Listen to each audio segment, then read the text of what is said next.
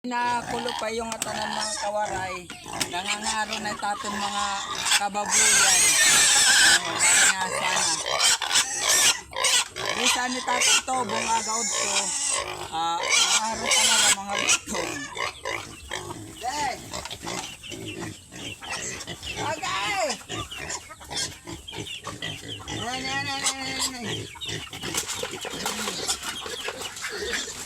Ay!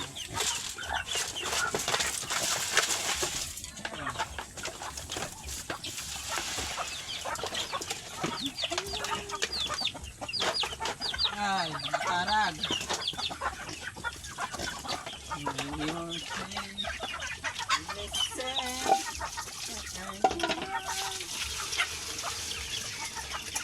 O dirilat sayang itadi ha ubos, nakakarag kay may dakita mga kamanukan na nakakaunla.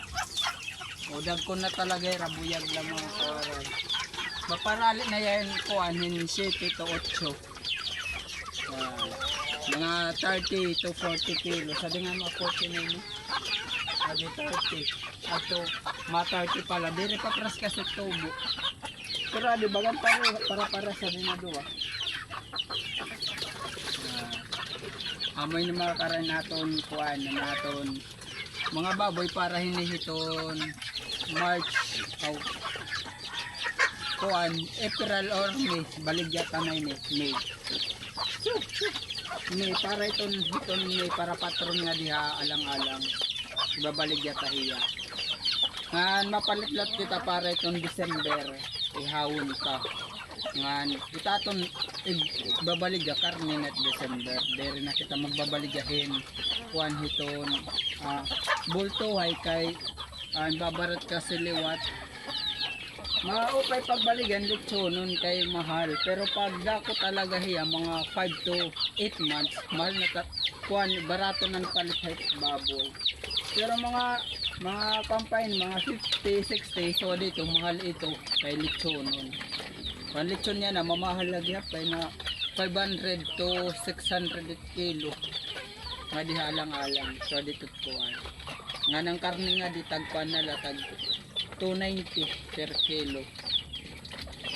Namula ito mga karay, amoy nan kuan.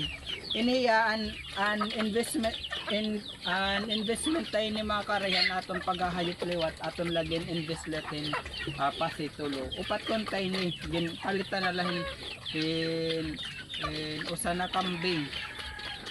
Kay tinulangan naton kuan na naton pasi balik tinulan available. Naman to, pasinal aw kambing na lang natin ginayaw. Namula to mga karay, damugod na salamat ano pa din na pagsuporta. Please like, follow and share aton mga video. Thank you mga karay, and God bless. Bye bye.